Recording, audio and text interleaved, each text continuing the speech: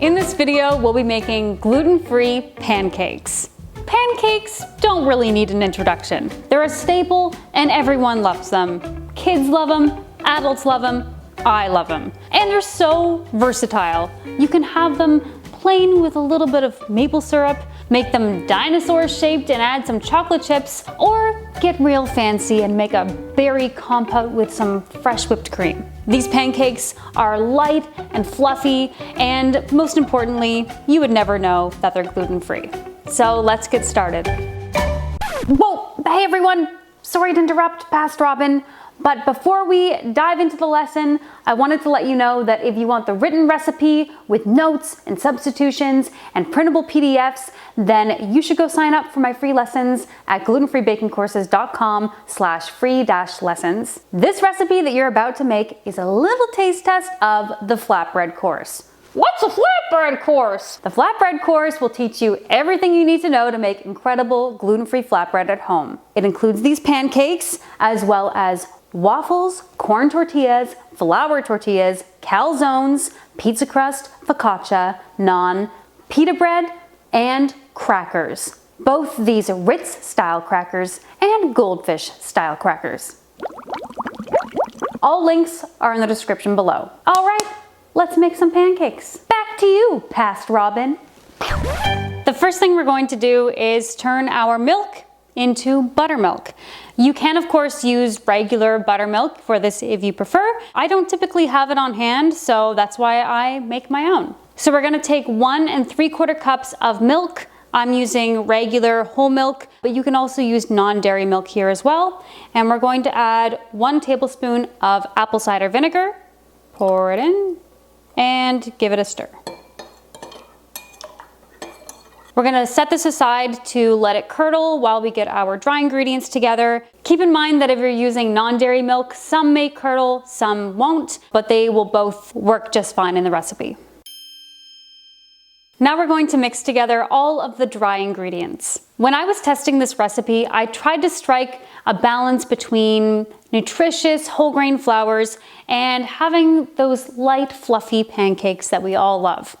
I think I found the perfect mix. So we're going to use a 3/4 cup of white rice flour. You can also use brown rice flour for this recipe, but I do prefer white rice because it makes them just a little bit lighter. A 1/2 cup of gluten-free oat flour.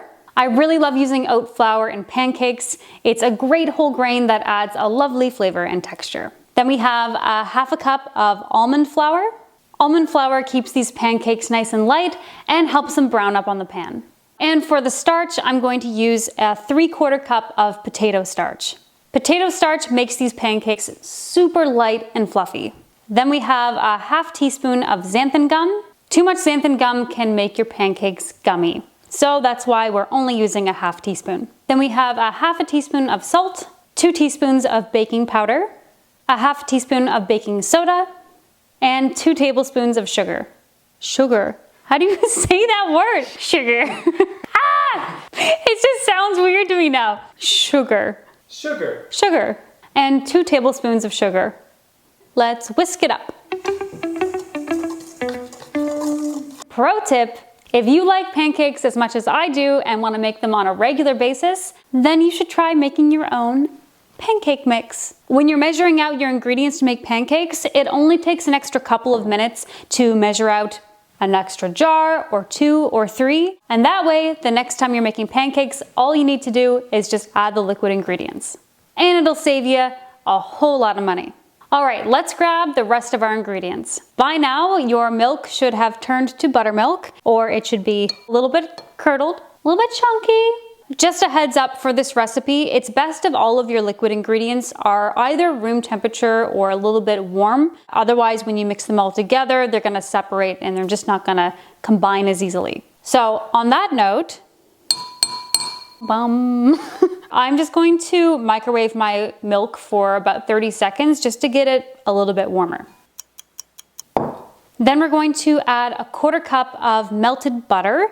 My butter is not quite melted anymore, so I'm gonna pop this in the microwave for a few seconds.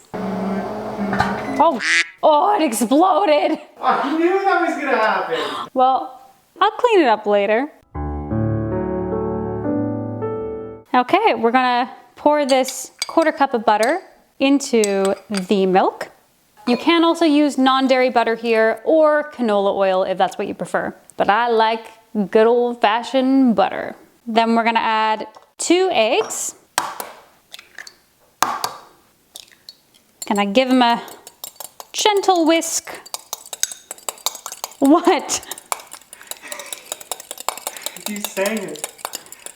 Gentle whisk. Gentle whisk. Gentle whisk. And pour those in. And last but not least, 2 teaspoons of vanilla. Bloop. And give that a stir. I was thinking today that 2 teaspoons of vanilla kind of sounds like a lot, maybe, but I just like vanilla. So now all we have to do is just pour the liquid into the dry.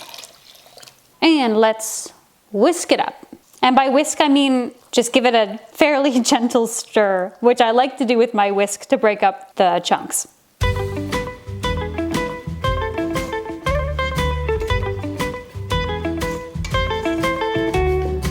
And I like to just finish up with a spatula to make sure nothing's stuck to the bottom of the bowl. The consistency should look like a normal pancake batter.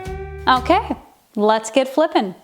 Now I realize that making pancakes is a pretty simple process, but I do have a couple of tips that will help to elevate your pancakes to new levels.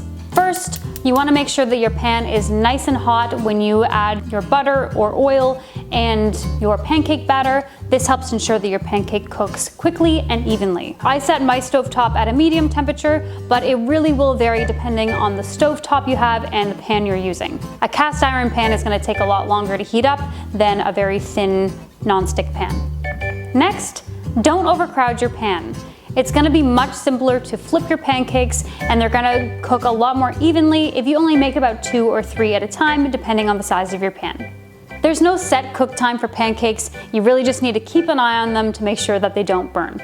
And my last tip is, if you can avoid it, try not to press the pancake down with your spatula while they're cooking. If you just let them be, then you'll get a taller, fluffier pancake. Ta-da! The best thing about having an amazing gluten-free pancake recipe is that there's no need to make several batches of pancakes, a regular one, a gluten-free one. Everyone will enjoy these because they're so delicious. And I've made these for tons of people who don't have to eat gluten-free, and they all say the same thing. You would never know that they're gluten-free. I hope you all enjoyed this free lesson and that you're now devouring a syrup-soaked stack of scrumptious pancakes. In case you missed it earlier, if you want the full written recipe with notes and substitutions and printable PDFs, be sure to sign up for my free lessons and check out the Flatbread Course. All links are in the description below. Thanks for watching, and I'll see you next time.